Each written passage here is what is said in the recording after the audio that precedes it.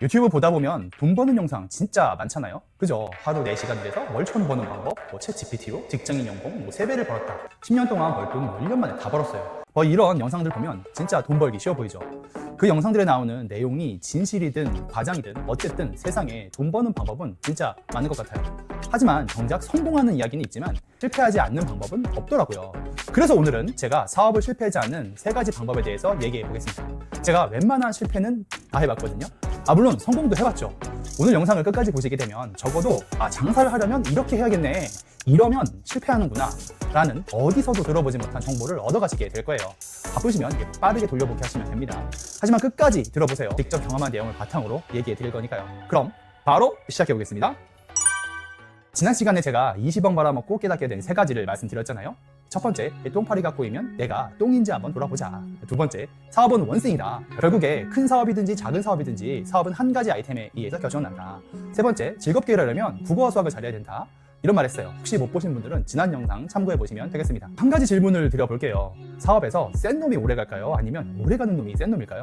제 생각은 오래 가는 사업이 찐이라고 생각해요. 중간에 사실 포기만 하지 않으면 여러분이 무슨 일을 하시던 그 일은 반드시 터지게 돼 있습니다. 그런데 이 사업을 포기하고 싶어서 하는 사람이 어디 있겠어요. 사업하다 매출이 떨어져서 캐시플로우가 엉망이 되니까 또 건강이 나빠지거나 사기를 당하거나 번아웃이 오거나 그래서 포기하게 되는 거잖아요. 그래서 안 망하려면 이 3가지를 기억하고 있어야 됩니다. 먼저 첫 번째와 두 번째 포인트를 제 사례를 바탕으로 한번 말씀드려볼게요. 제가 첫 번째 사업으로 20억을 날리고 나서 시작한 사업은 온라인 사업이었습니다. 정확하게는 온라인으로 물건을 파는 일이었죠. 그러니까 첫 사업이 망한 건 2014년도였고요. 온라인으로 물건을 팔기 시작한 건 2015년도였습니다. 그러고 보니까 벌써 10년 지났네요.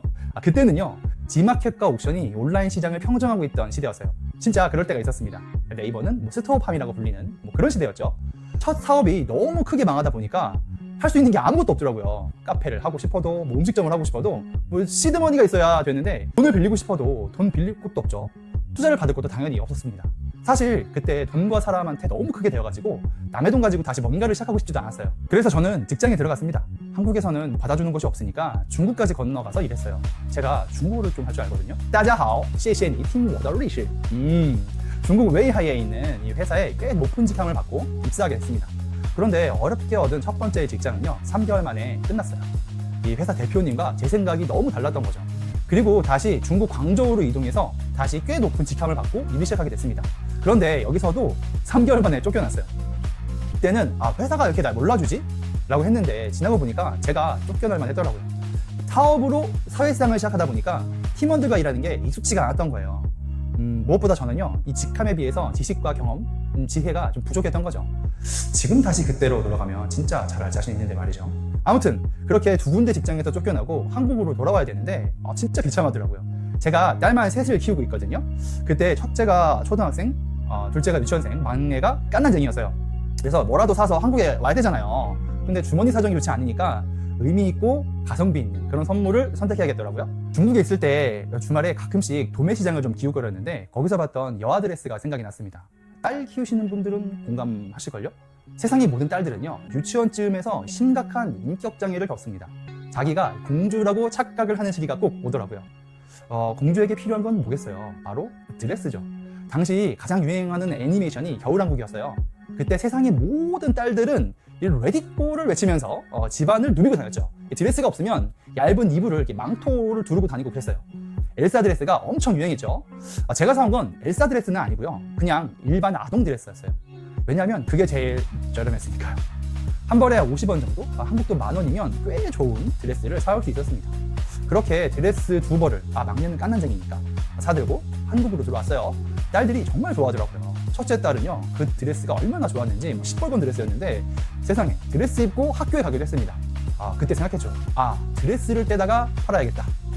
지금이야 알리, 테무가 있어서 중국 직구가 정말 쉽잖아요. 근데 그때는 아니었어요. 그래서 냉큼 다시 중국으로 날아가서 샘플 드레스를 가지고 한국에 와서 하기로 했죠. 근데 문제는 제가 온라인으로 물건을 팔아본 적이 한 번도 없다는 거예요. 중고나라 거래 정도 해봤을까? 그러니까 포토샵도 물론 못하고 사진 찍는 기술도 없었죠. 그래서 이 수소문 끝에 이베이 본사에서 진행하는 무료 교육, 그런 게 있더라고요. 찾아가서 들었죠. 지금도 다양한 플랫폼에서 이 셀러를 위한 무료 교육을 진행하고 있는데 저는 가장 잘 된 곳이 네이버라고 생각해요. 마케팅, 디자인, 광고까지 무료로 고품질의 강의를 들을 수 있으니까 여러분도 한번 꼭 이용해 보세요. 물론 온라인으로도 들을 수 있습니다. 그렇게 한 달 정도 배우고 나니까 옥션과 지마켓에 드레스를 올려서 팔 수 있게 되더라고요. 자, 이 사업은 잘 됐을까요? 결과는 생각보다 꽤 괜찮았어요. 당연하죠. 남들은 8만원, 9만원에 파는 드레스를 저는 3만원에 팔았습니다. 왜냐면 저는 드레스를 만원에 때울 수 있었거든요. 이 세상에 싸고 질 좋은 가성비 제품을 이길 수 있는 상품은 생각보다 많지 않아요. 몇 달 지나니까 여아 드레스 카테고리 2, 3위까지 쭉쭉 치고 올라가더라고요. 야, 이제 됐다 싶었는데 문제가 터집니다. 제가 진짜 행동형 인간이라 생각나면 무조건 시작부터 하는 스타일이거든요. 그래서 드레스를 가져오면서 아주 기본적인 것도 안 지킨 거죠. 보통 아동 드레스는 수입할 때 반드시 KS 인증을 받아야 되거든요. 근데 저는 빨리 돈을 벌어야 되니까 드레스를 보따리, 그러니까 따이공으로 들여온 거예요. 그렇게 불법으로 드레스를 떼다가 팔았죠. 딱 걸렸죠. 저를 신고한 게 소비자겠습니까? 아닙니다. 바로 저 때문에 매출에 손해를 보게 된 경쟁사겠죠.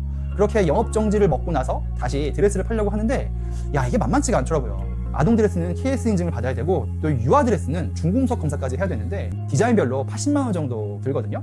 제가 운용하던 드레스 디자인이 한 6개 정도 있었는데 인증 비용만 그러면 480만 원인 거잖아요. 게다가 시즌별로 디자인이 바뀔 때마다 이 정도 돈을 투입해야 되는데 그럴 자신이 없더라고요.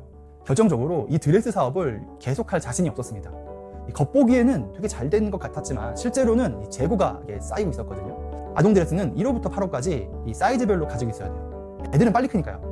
그런데 경험과 데이터가 부족하다 보니까 재고 관리에 매번 실패하게 되더라고요. 잘 나가는 사이즈는 품절되고 안 나가는 사이즈는 쌓이고 사업을 제대로 하려면 얼추 계산해봐도 재고만 한 1,000만 원치는 들고 있어야겠더라고요. 잘 안 팔리는 드레스를 땡 처리할 그런 것도 마땅치 않고요. 그리고 매일 다림질하고 실밥 정리하고 클레임 처리하는 게 저한테는 너무 안 맞았어요. 그래서 이 사업도 시작하고 나서 6개월 만에 접었습니다. 그때 다 못 판 드레스가 아직도 저희 집에 있거든요. 필요하신 분은 제가 원가에 드리겠습니다. 그렇게 두 번째 사업도 접고 나니까 진짜 이제 자신감이 확 떨어지더라고요. 자괴감이 좀 몰려왔죠. 당시에 저는 첫 번째 사업 실패로 인해서 다양한 소송이 진행 중이었거든요. 그냥 하루하루가 지옥 같은 심정이었습니다. 그런데 돌아보니까 그때 드레스 사업을 접은 게 정말 잘한 결정이었더라고요. 왜냐하면 그때까지도 저는 사업이 망하고 나서 정신을 못 차리고 있을 때였거든요. 어떻게든 빨리 복구해야겠다는 생각이 강했어요. 아마 이 드레스 사업이 잘 돼서 다시 또 사업이 막 번창했었으면 똥파리 꼬이고 문어발식으로 확장하고 주제 파악 못하고 우출되고 그러다가 더 폭망했겠죠. 아무튼 두 번째 사업도 저는 망했습니다. 그런데 두 번째 사업의 실질적인 이 타격감은 좀 덜했어요. 첫 번째 사업에서는 건진 게 하나도 없었지만 두 번째 사업에서는 생활비도 벌었고 재고가 남긴 했지만 마이너스 사업은 아니었거든요. 게다가 작게 혼자서 시작했기 때문에 폐업 타이밍을 잡을 수 있었죠. 작은 용기만으로도 털고 다시 시작할 수 있겠더라고요. 그러니까 사업을 처음 시작하시는 분들, 장사 처음 시작하시는 분들은 꼭 작게 시작하세요. 처음부터 대출 받고 돈 빌리고 막 5천만 원, 1억 이렇게 들여서 사업하면요, 일이 꼬이기 시작했을 때 조바심 때문에 악수를 연속해서 돌 확률이 높아집니다. 마치 이것만 넘어가면 괜찮아질 것 같으니까, 이번 달 인건비만, 이번 달 자재대금만 내면 다음 달엔 터질 것 같은 이런 생각이 계속 드는데 현실에서는 대부분 그렇지 않습니다. 그렇기 때문에 작게 사업을 시작하셔야 됩니다. 그러니까 제 경험을 바탕으로 두 가지를 말씀드리고 싶다면, 첫 번째는 사업은 작게 시작해야 됩니다. 두 번째는 작게 시작해야 접어야 할 때 빨리 접을 수 있고 확장해야 될 때 과감하게 확장할 수 있다, 이겁니다. 아니, 망하지 않는 방법을 알려준다면서 왜 자꾸 망한 이야기만 하냐고 하시겠죠. 자, 이제 망하지 않을 수 있는 진짜 비법을 말씀드릴게요. 바로 핑크펭귄입니다. 사실 핑크펭귄은 빌 비숍이 쓴 책 이름이기도 해요. 아직 안 읽어보신 분들은 꼭 읽어보시길 바래요. 무엇보다 책이 얇아요. 하지만 엑기스만 제대로 들어가 있는 필독서 중에 필독서입니다. 책 제목처럼 핑크펭귄은 말 그대로 튀는 놈이에요. 수만 마리의 검정색 펭귄 중에 한 마리의 핑크색 펭귄이 있으면 눈에 띄고 기억에 남는다는 거죠. 그러니까 망하지 않으려면 무조건 남들과 달라야 됩니다. 평범하고 그저 그런 아이템은 묻혀요. 잊혀집니다. 보통 장사를 하려면 팔아야 될 제품이 필요하겠죠. 두 번째는 이걸 유통할 유통처가 필요하겠고요. 적정한 가격이 필요하겠고, 마지막 네 번째로 이걸 이제 홍보할 수 있는 프로모션이 필요한 건데, 이 중에 가장 중요한 게 뭐겠어요? 자, 첫 번째가 바로 제품이죠. 제품 자체가 남들하고 비슷하면 아무리 좋은 무게에서 팔아봐야, 아무리 좋게 유통시켜봐야, 광고비를 아무리 효과적으로 집행해봐야 재구매가 일어나지 않고 결국에 그 사업은 망할 수밖에 없겠죠. 그러니까 평범하고 그저 그런 아이템 가지고는 승부를 볼 생각을 처음부터 하면 안 된다는 겁니다. 자, 제 이야기를 한번 해볼게요. 세 번째로 시도한 사업은 다시 초심으로 돌아가서 커피였습니다. 그런데 제가 카페를 오픈할 수가 없잖아요. 왜냐? 돈이 없으니까. 그래서 온라인으로 커피를 팔아야 했는데, 아시겠지만 커피를 파는 사람들이 얼마나 많아요. 광고 단가도 커피 카테고리가 얼마나 비싼지 아십니까? CPC 광고비가 보통 클릭당 1,000원 이상씩 나옵니다. 게다가 이 바닥에 이 돈 많은 경쟁자가 얼마나 많겠어요. 이미 사업을 구축해놓고 싸고 질 좋은 커피 파는 사람들이 정말 많죠. 그래서 저는 남들이 하지 않은 방법으로 커피를 만들어서 팔았습니다. 그냥 커피를 판 게 아니고요. 커피에 홍차를 섞어서 팔았어요. 기존에 없었던 블렌딩 방법으로 커피를 개발한 거죠. 제조 시설이 없으니까 이 공장을 수소문해서 기존에 갖고 있던 레시피를 알려주고 샘플을 받은 다음에 와디즈 크라우드 펀딩으로 판매를 시작했습니다. 커피 이름이 홍차브루 커피예요. 혹시 들어보셨나요? 와디즈 하시는 분들은 뭐 들어보셨을 수도 있을걸요? 왜냐면 제가 이 커피로 5억 넘은 누적 펀딩을 기록했거든요.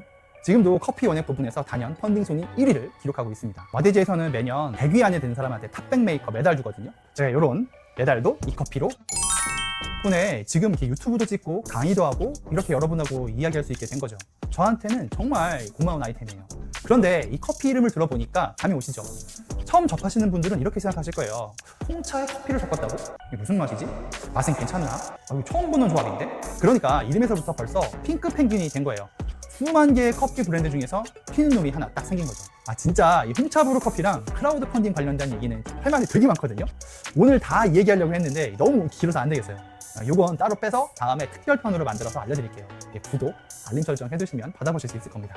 오늘 이야기를 한번 정리해볼게요. 사업을 망하지 않으려면 3가지를 기억하라고 말씀드렸죠. 첫 번째, 작게 시작해라.